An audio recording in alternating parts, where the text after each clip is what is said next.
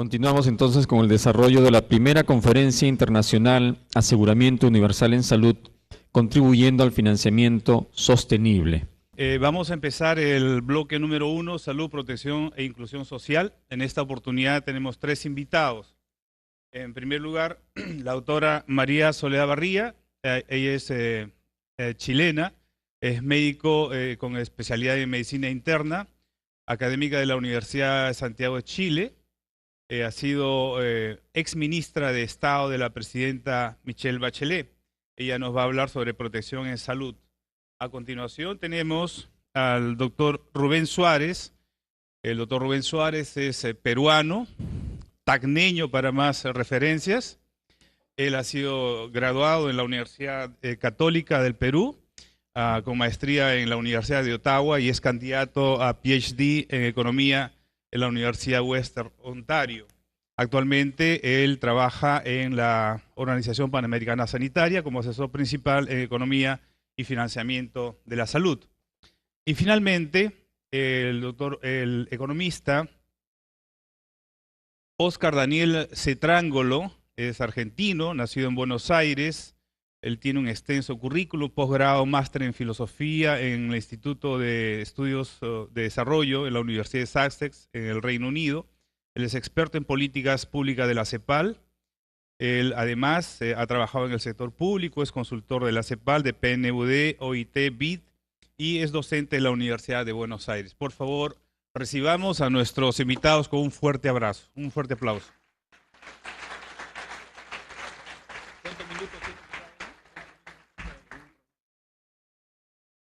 Vamos a hacer, la mecánica va a ser la siguiente. Cada expositor tiene 20 minutos para exponer. Luego de las 3 exposiciones van a haber preguntas y respuestas. A continuación, entonces, la primera ponencia, la doctora María Soledad Barría. Gracias.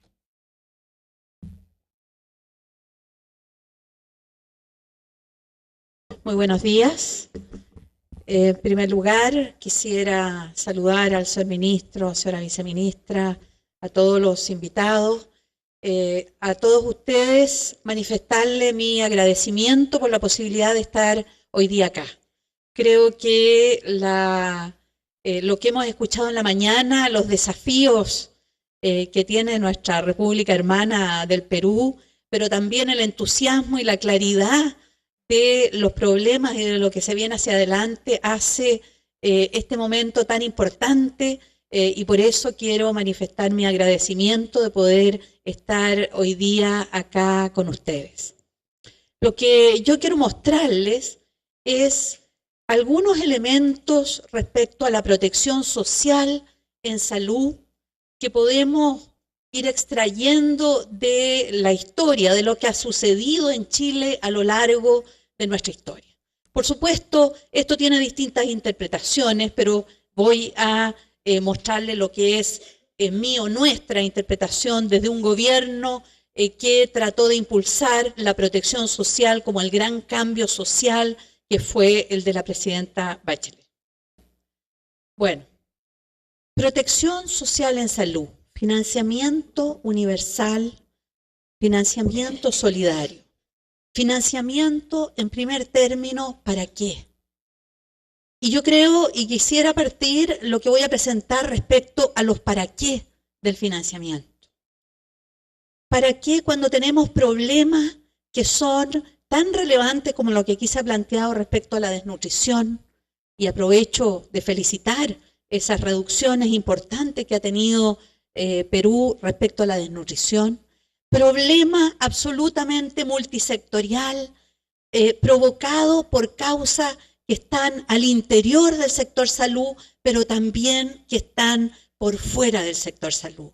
Y este es un primer elemento que yo quisiera resaltar, que dice relación, salud no está sola en lo que son las políticas sociales, salud está profundamente interligada al resto de las políticas sociales, y como tal tenemos que pensar en el financiamiento entonces de un espectro de políticas que no solamente incluye a las personas individuales en lo que es su riesgo, salud, enfermedad, sino la respuesta social que vamos a dar a este desafío. Entonces tenemos lo que la OPS, la OMS, han denominado los determinantes sociales de la salud. Aquí no basta asegurar a individuos, no basta asegurar a familias. Aquí lo que tenemos que buscar es un sistema social que dé cuenta que la política de salud se imbrica fuertemente con el resto de las políticas sociales, de que la salud va a ser el resultado de las condiciones de trabajo. Es cierto que podemos incrementar el financiamiento en base a la contribución de las personas empleadas, pero ¿quién da cuenta del riesgo sanitario de los nuevos empleos que se van produciendo? O cómo eso significa en realidad un riesgo hoy día para la salud, el ambiente, las condiciones de vida. Los mismos servicios de salud son considerados factores intermediarios desde el punto de vista de las determinantes sociales, pero no son lo que más es relevante a la hora de hablar de la salud de nuestra población, sino que tiene que ver con las políticas globales del mercado laboral, del sistema de educación, el tipo o no de existencia de estado de bienestar. Es decir, un primer elemento relevante que yo quisiera dejar puesto aquí es la imbricación de las políticas sociales. Cuando parten los sistemas de aseguramiento de la salud, parten ligados al empleo.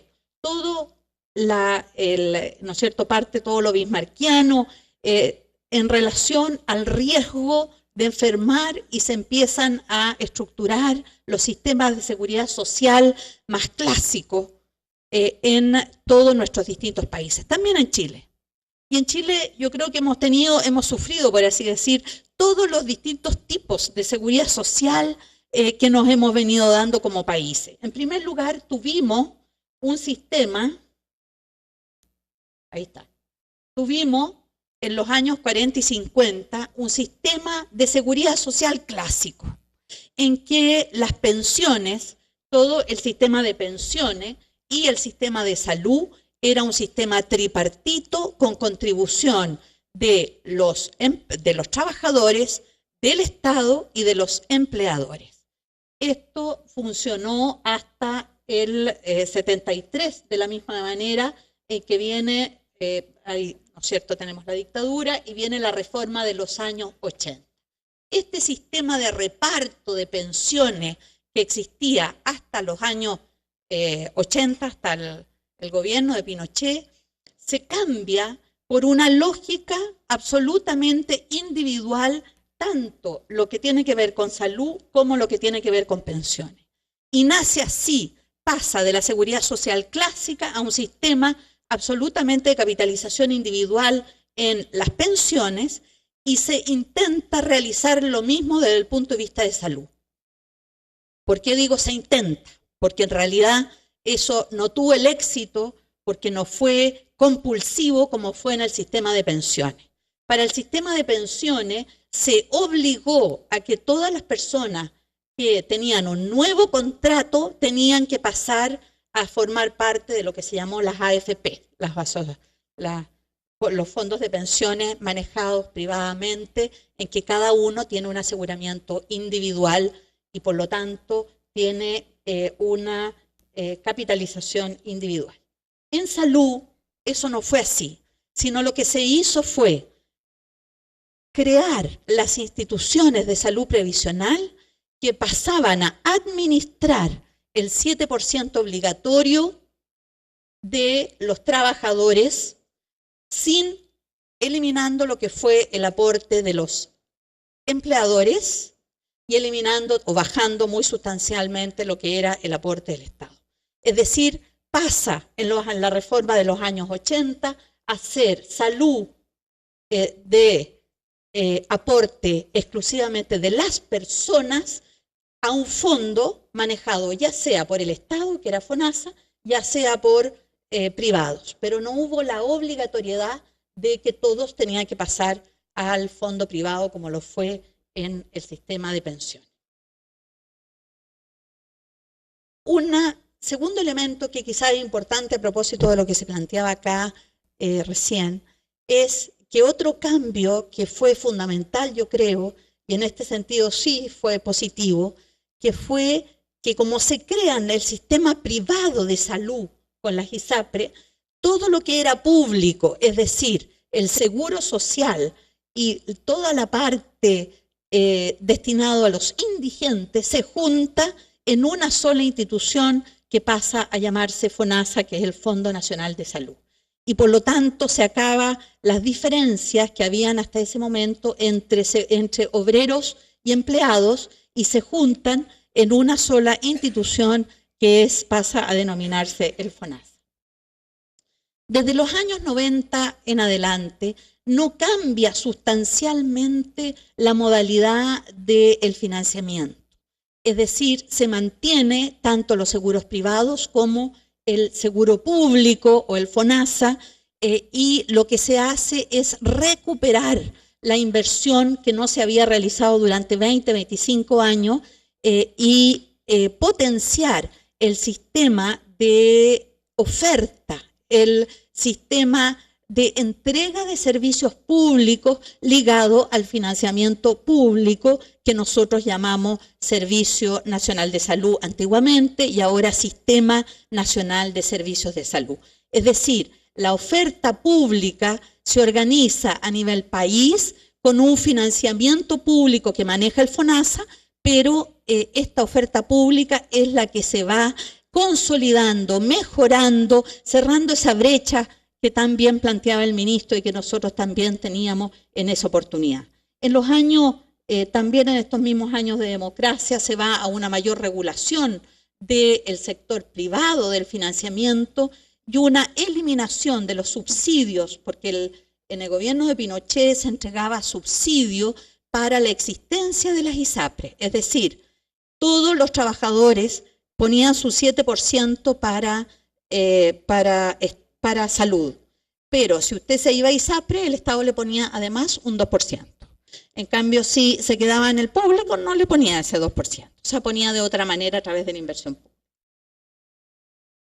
Hasta hoy día se mantiene esta dualidad, es decir, un financiamiento, aseguramiento público, mayoritario, como vamos a ver más adelante, y un sistema de seguros privados que recaudan este 7%.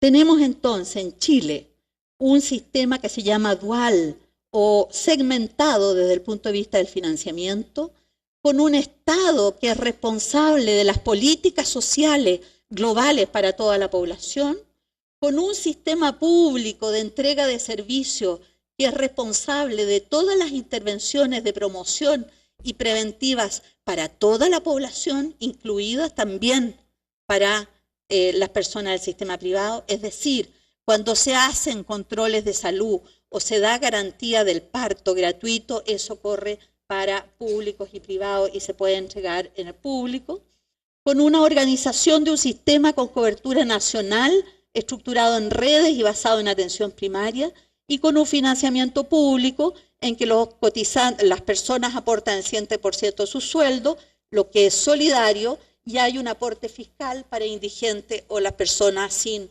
previsión. Y un sistema privado en base al 7% que cotizan las personas que eligen ir al privado o que son aceptados en el privado dado los costos, que es individual mediante contratos y una provisión privada que ha tenido un gran desarrollo porque vende servicios y se estructura, de hecho, verticalmente en las más de las veces con las mismas ISAPRE.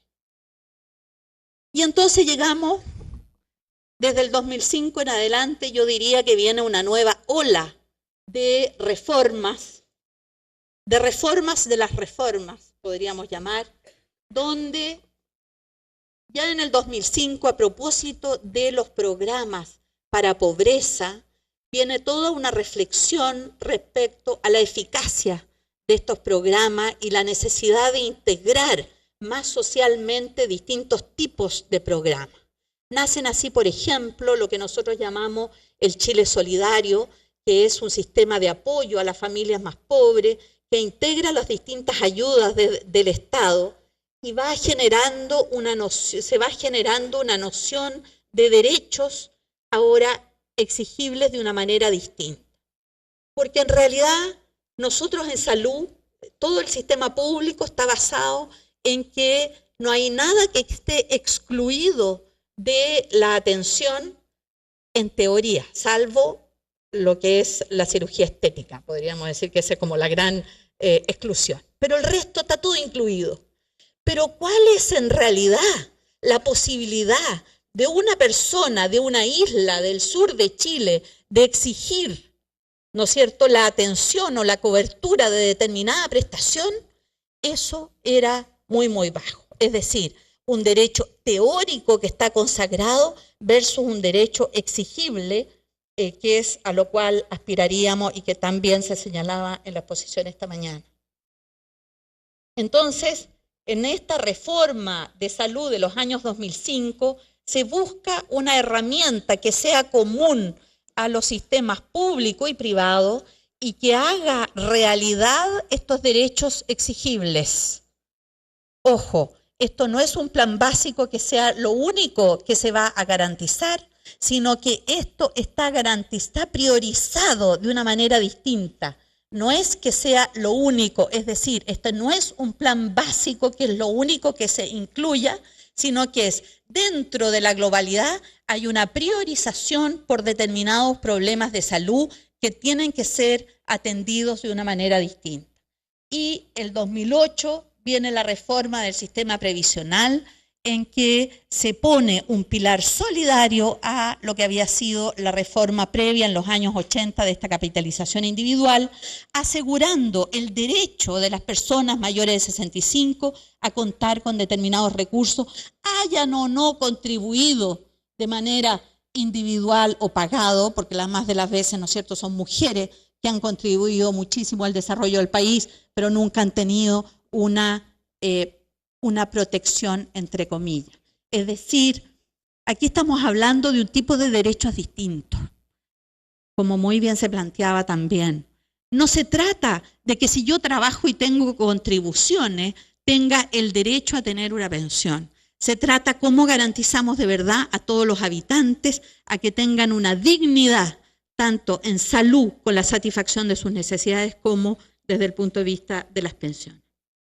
Entonces, un abordaje integral de las determinantes sociales en que se trata de que no sea solo lo de salud trabajando solo, sino que imbricado con la reforma del sistema previsional, con otros subsidios sociales, y se inician una serie de programas, por ejemplo, que yo quiero comentarles, que se llama El Chile Crece Contigo, que es un programa que busca poner al centro a las familias y a los niños, integrando todos los tipos de políticas que se estaban direccionando desde distintos espacios del Estado hacia la infancia. Por ejemplo, hay jardines infantiles, hay controles de salud, pero en salud siempre habíamos dicho que la salud de los niños es el bienestar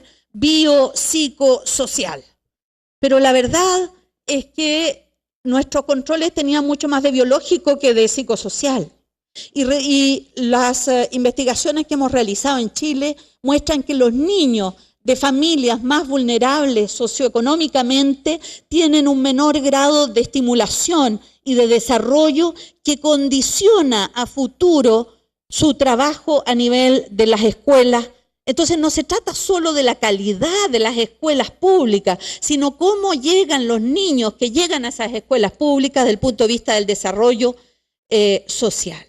Entonces se empieza un trabajo entre los distintos ministerios para asegurar a ese niño para la construcción de la igualdad, asegurando efectivamente políticas integrales que le den a futuro una sustentabilidad al desarrollo, no solamente desde el punto de vista de la nutrición ahora, sino también desde el punto de vista del desarrollo de las relaciones, el desarrollo intelectual. Entonces tuvimos que inventar la contratación de parvularias en nuestros consultorios y centros de salud, que le enseñan a los papás y a las mamás a estimular a los niños. Tuvimos que inventar las ludotecas, las bibliotecas de juego, porque en nuestra sociedad hay algunos niños que tienen derecho a jugar y otros que no. Y eso tiene que ver con el desarrollo futuro de esos niños. A eso me refiero con políticas integrales de desarrollo social que van más allá de lo que clásicamente hemos imaginado en salud. Volviendo ahora